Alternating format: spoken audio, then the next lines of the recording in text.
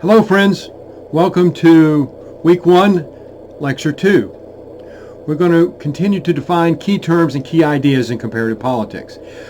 Please keep in mind that often with comparative politics we'll be comparing the internal structures of countries to those internal structures of other countries, which are very revealing and very helpful. For example, the U.S. and China are the two largest economies in the world, probably the two of the most powerful political systems, with the United States definitely being the most powerful in terms of overall capacity, China being the largest number of people in uniform in any country in the world.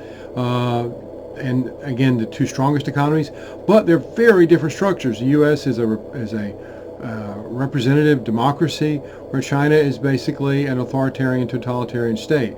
In the United States, you have tremendous amounts of political freedom, political liberty. In China, that is greatly reduced. However, the countries are very close trading allies, share many things, but have tremendous differences. Which leads us also to the study of the goals and purposes of comparative politics more generally.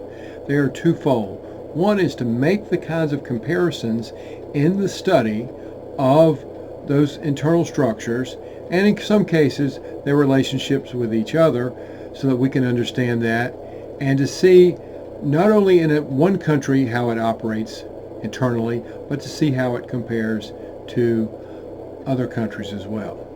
To do that, of course, we have to engage in a comparative study of countries and a comparative study of political leadership and the peoples of those countries. And we look basically at three aspects of countries in the comparative study of politics. Number one, institutions. What are the political decision-making elements in any country? What are the formal, official bodies? We can also study the unofficial. Sometimes in a political system, the unofficial may be more important than the official.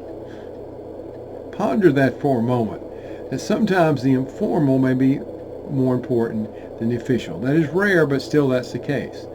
The second component is what we call political behavior. That's how, when we start to engage in our analysis, how groups work together. Oftentimes groups that are very much at odds with each other for many reasons, but for a government, a state to function, they have to work together. If they don't, the consequences are obvious. They can fall apart. Third consideration or element that we look at is policy. What does that country actually do? There are some countries in chaos that don't really do very much because none of the groups work together. The formal institutions fall apart and things are going to Hades in a handbasket. On the other hand, some countries have very developed ways of making decisions, and we can see those decisions very clearly. And that's what we look at and compare to other countries. So basically, policy as what a country does, or in some cases, what it seems not able to do. Comparative politics attempts to study all of the countries in the world and look at how they operate in different ways, and look how they view political life in different ways.